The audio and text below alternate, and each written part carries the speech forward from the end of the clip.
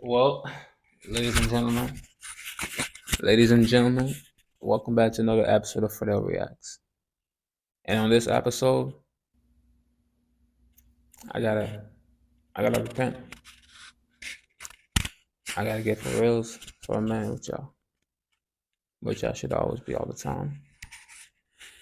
I don't know if y'all have seen the Lecrae new video on his YouTube channel. It's not a song. It's a 48, close to 50-minute video called I Repent.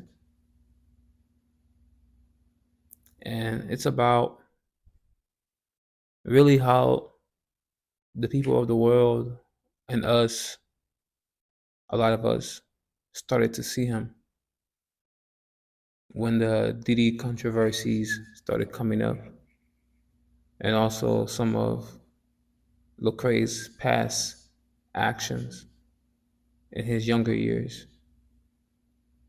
And he was talking a lot about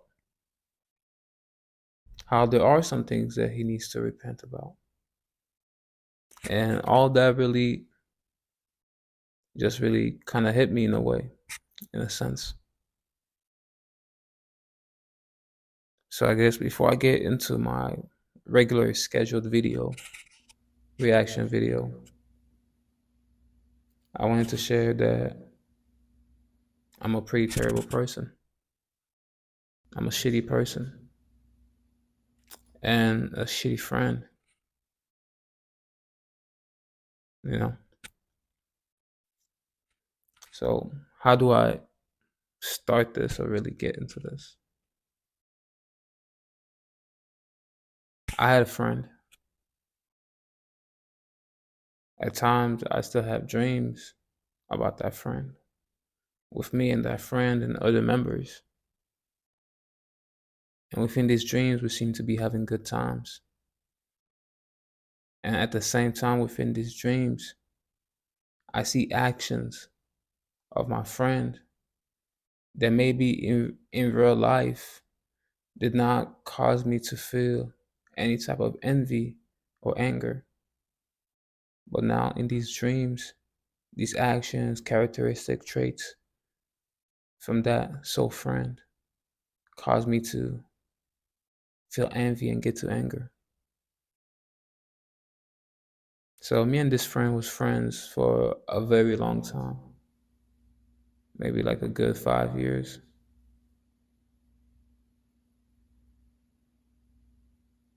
But we can say that it all ended over females. A fight was scheduled to be had that I believe had absolutely no reason to have even happened in the first place. And honestly, I shouldn't even have been there. I shouldn't even have been there.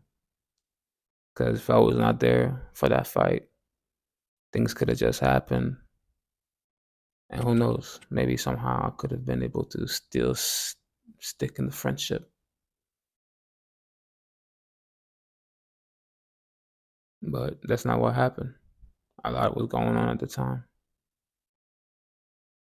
But even way before that, a lot was going on.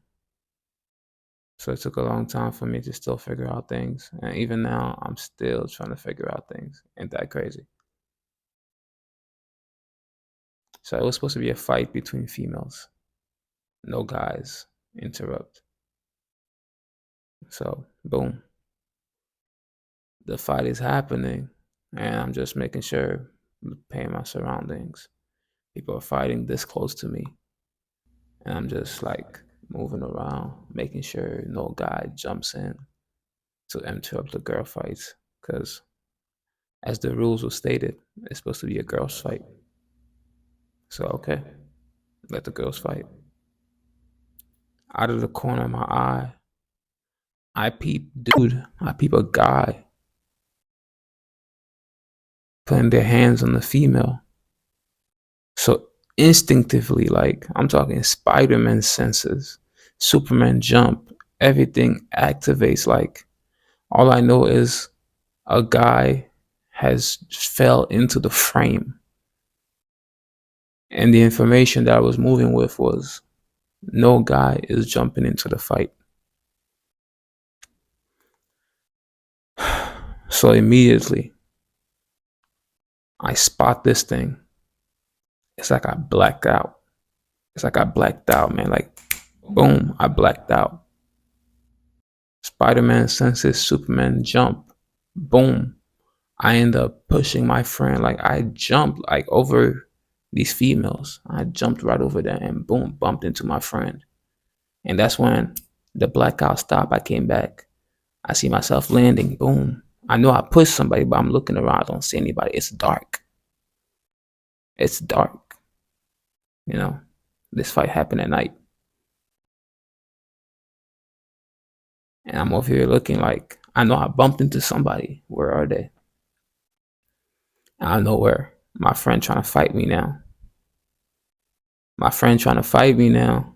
I'm just like, bro, this was supposed to be a girl on girl fight.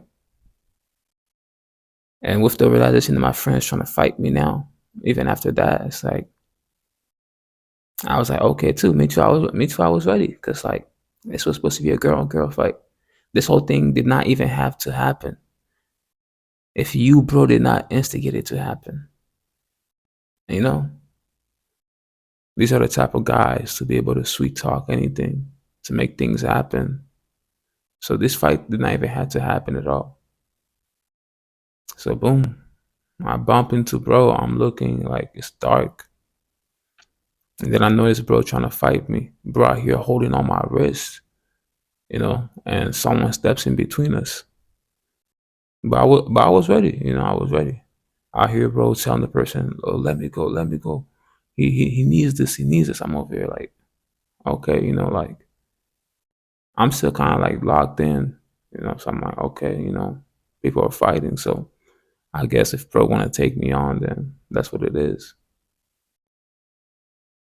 But I guess after that, the girls got their ones.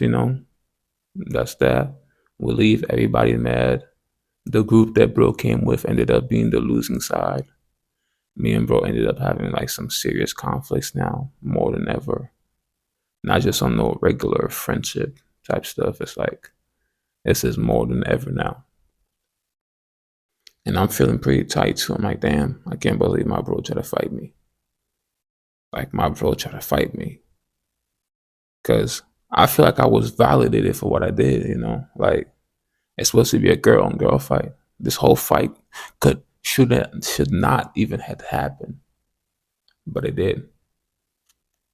And I came there because the girls that on the side that I was on, these were also girls that we was messing with. These were also girls that we called our friends. And they called me, so I came through, you know. And that's the side I was on. But honestly, I was really on the side of no guy is gonna step into this fight. Cause bro came in with his other group of girls, like he was their mascot, like he was their coach. And he's the one that laid it out. He told me and he told the other bro that stopped the fight between me and him that's what was gonna happen. It's gonna be a girl on girl fight. So I'm like, okay.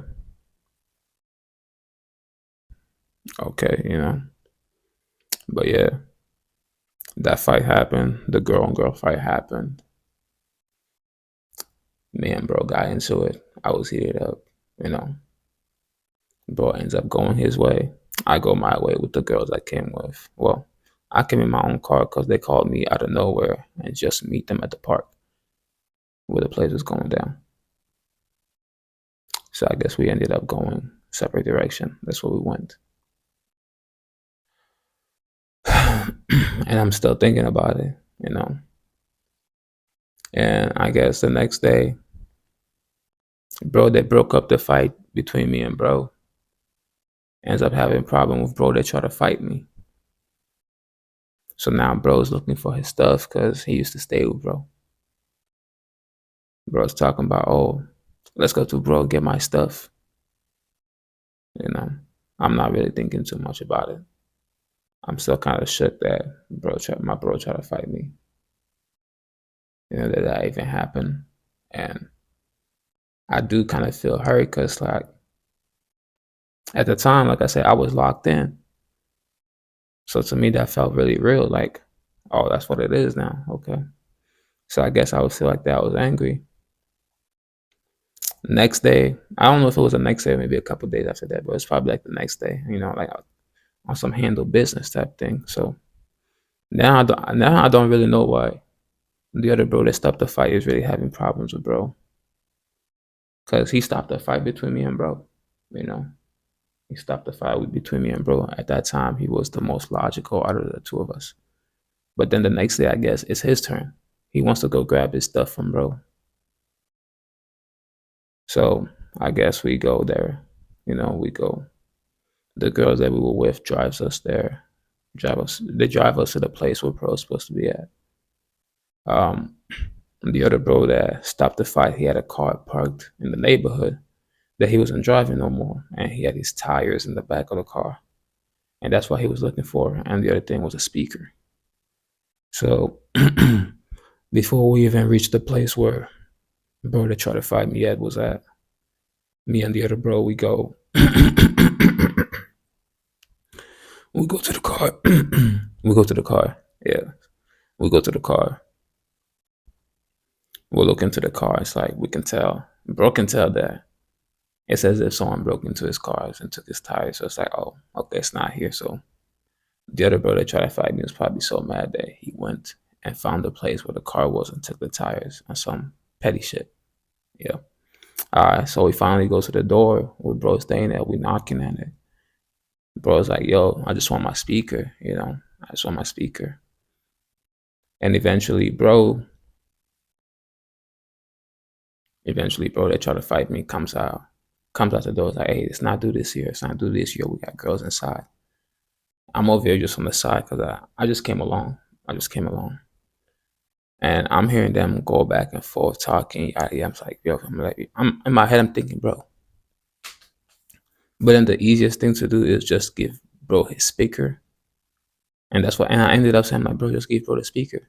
But they try to fight me, tells me to shut up, tells me to get out of it, calls me pussy and all this. I'm like, what the fuck? Like, I'm getting agitated now, like, cause I'm still stuck on what happened the other night, you know? So it's like, I'm hearing this dude that stopped the fight between me and bro when I was ready to scrap with bro get talked down by bro over his stuff. And crazy thing is, bro that stopped the fight pulled up on bro that tried to fight me with a gun.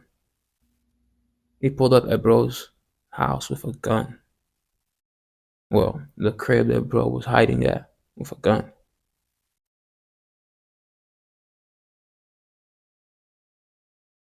So I'm hearing bro that try to fight me talking down bro that stopped the fight.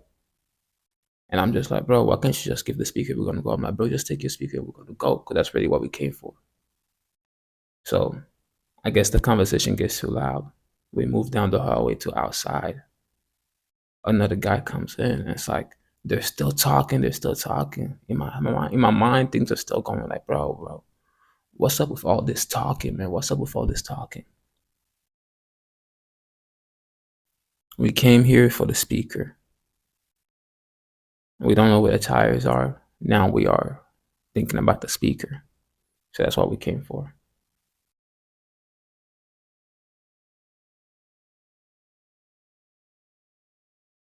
And I guess bro that stopped the fight was owing bro something else. That part I'm not so clear about. But yeah, now we're outside. It's me, bro that stopped the fight, bro that tried to fight me, and some old dude that we all know from way back. They know at least from way back more than I do. And bro try to come in there. Bro comes in there, you know how people like to be. You see conflict, you try to mediate it. So bro comes in there too. He's trying to talk down bro too. Now it's like now there's two people. There's two people talking down bro that stopped the fight. And I'm just like, bro, we came here for the speaker. If this extra bro that came into the conversation is trying to help, why can't he just get us the speaker? Get us the speaker and we're gonna leave. So things get even more heated. Bro that I came with that stopped the fight pulls out his gun. So at that point it's even escalated. That's how you know that people was talking way too much. People have been talking way too much. People have been communicating for a minute. We came to just get something. And it became this whole talking shit like, and I guess at some point I got mad. So there's me, this bro that stopped the fight, bro that tried to fight me, and then the mediator. At this point, things are just going crazy. And I'm like, bro, he's just talking you down. You know how these niggas be? They always lying, bro. Like, cause we could have been had the speaker right now. And at this point as well, bro that I came with that stopped the fight had already pulled out his gun and was like, I was like, bro, just shoot him. I said, bro, just shoot him, man. Like, cause at this point, this thing is getting ridiculous. We've been out here for a minute, and I said, so just shoot him.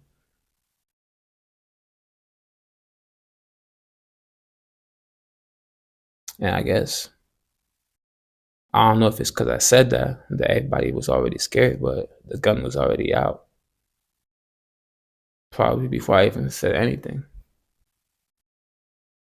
because it had to be, right? It had to be. So I said, just shoot him, man, because it was getting ridiculous now. It was getting ridiculous.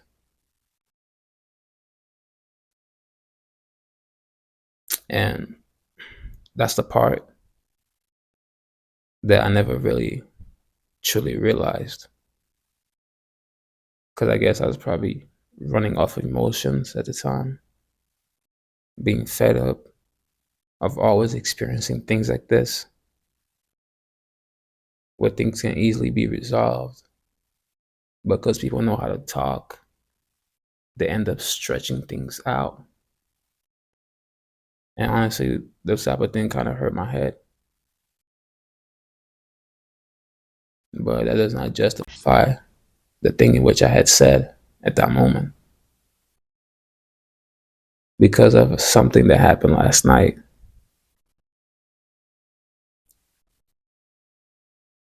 And an extensive conversation that could have been resolved easily, simply. At least that's what I think. My mental state was pushed to the brim where I would co-sign for the shooting of someone that I had considered a friend for 5 years.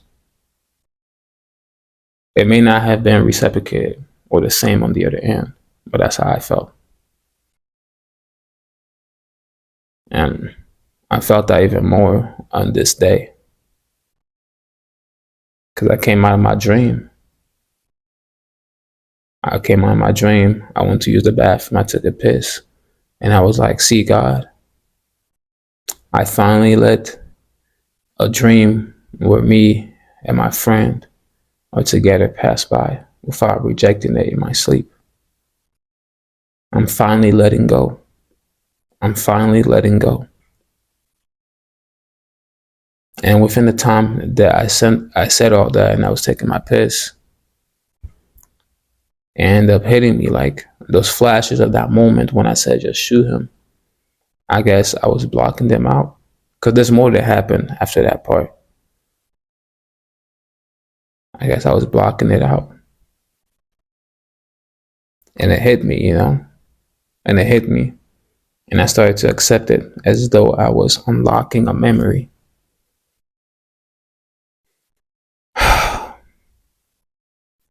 And as it started to open, I started to hate it a little bit, I started to hate it. Because I've always feel like I've always felt like I'm always the one to apologize first. I'm always the one to realize my wrong first. But in this instant, when it comes to this situation, I did not want to be the one to realize my wrong first. I wanted someone to come to me and tell me sorry first, to make amends. Because I'm always that person, you know. And I had felt because of those actions that happened, me and this person couldn't be friends anymore.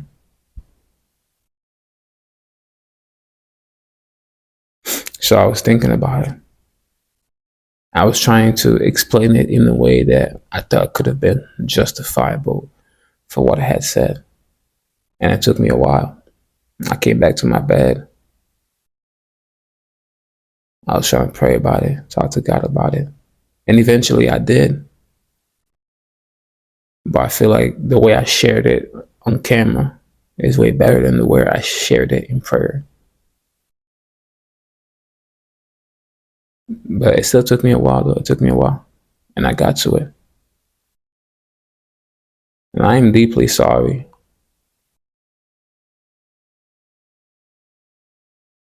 that I let my anger get to me to that level. Because this friendship that I had was a friendship that should have been done a long time ago.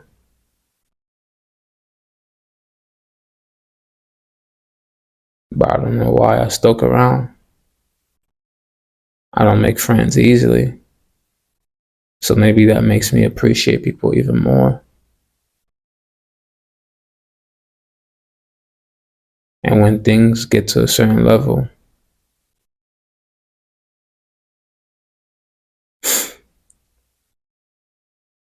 but yeah,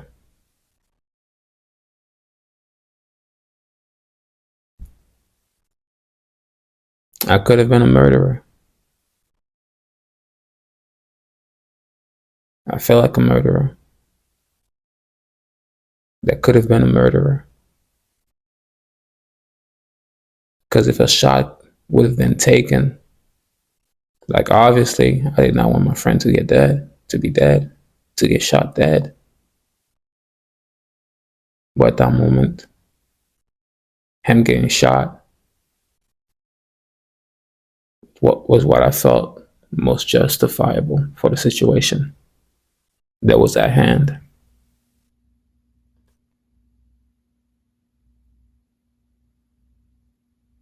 And at the time that it happened, I did think about it.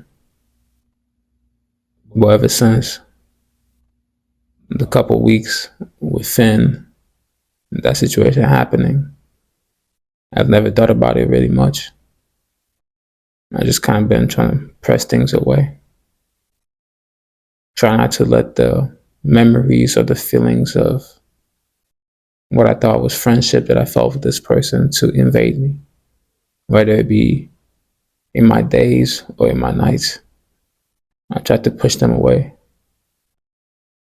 telling myself, yo, I can't be friends with this person anymore. Why am I still feeling this way? Why is my body not listening to me?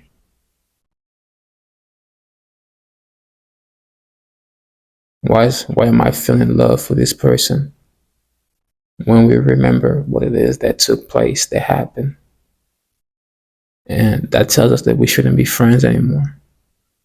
Especially if I'm gonna have to repeat my character of being the one that always admits it's wrong or that always comes correct, while everybody around me always just brushes off their negative actions as that was just that, let's move on. And this type of thing get me mad, you know, because when you see people that are naturally social butterflies, always doing their thing, whether they do wrong or right, and you're someone that's like, I need to take accountability for what I did. It feels kind of like nefarious, infuriating in a way. Like these type of people can just go about doing what they want they can burn down friendships and still come in there. But on the other hand, you just always having to make amends for the wrong you did, realizing it. It feels tough because it's like, y'all just forgiving me? Like for reals? Y'all just forgiving me? If I say sorry, am I just supposed to move on as if nothing has happened? Can I trust that y'all have actually forgiven me or y'all holding this against me? And it's also weird, because I was thinking about it. And as I spoke to God about it once more, coming to remembrance of my actions involving the conflicts in which led me to say that I don't want to be friends, that I shouldn't be friends with this person no more. After I spoke to God, I even said that I don't feel like this is enough. I do feel sorry. I feel sorry. But I don't know how I can right my wrong. Because if this is the type of person I am, isn't it better for me to just die? Because it seems like I might repeat the same thing. If my self-loathing is so great that I don't know how I can be friends with someone again after a slight conflict, because that might be what I would have to call it, a slight conflict. Because I'm pretty sure every and any conflicts between friends has always been something serious within the moment of it happening. But in the longevity of that conflict, it's always been kind of a small deal compared to all the good times that was had, even if there was disrespect in between. And that's some of the things that we really don't see when we are infatuated with people. And I guess I stayed in too long, and eventually things built up in me. Because there's no reason why I would have been so mad at bro for trying to fight me over me acting in my rights as prior to the deal that seemed to have been made about the situation just being a girl's fight. It seems to me that I had a lot pent up that led me to the point in which I co-signed. I could have co-signed the death of my friend. Because what if that trigger would have actually gotten pulled? Maybe the bullet would not have hit him. Maybe it would have hit the. Maybe it would have hit the new person that came into the conversation, the mediator. Maybe it would have hit the mediator. Maybe it would have hit my friend that tried to fight me. Maybe it could have been just a shoulder shot, or maybe it could have been a fatal wound, and he could have died. And when the police would have come to interview us, getting a report, what would I have said? I didn't shoot him. Bro shot him. You know?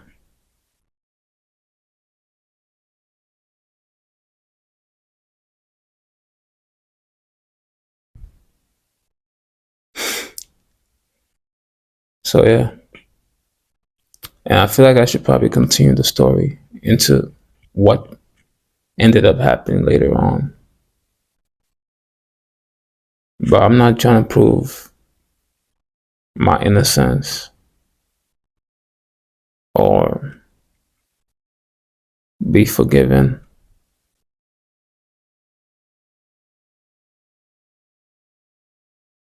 because I feel like I've already opened up about it.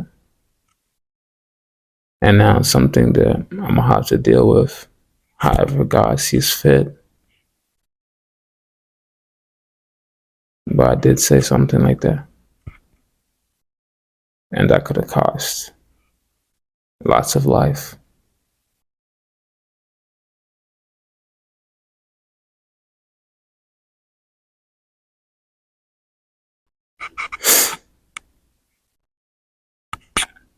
Now it wasn't my intention to speak about this or to ever bring it up, but as I was brought to remembrance and tried to speak of it in prayer, it felt suppressed to come out. So speaking about it up in the open in this way felt best, to truly get all the details for not only myself, but also to truly explain it with God, even though he was there in that day and saw it all, but still to explain it, to speak of it, was better to speak out loud in order to get all the details for myself as well, and not run away from the harsh and shameful memories that the mind and human body often suppresses in order for us to cope and move on.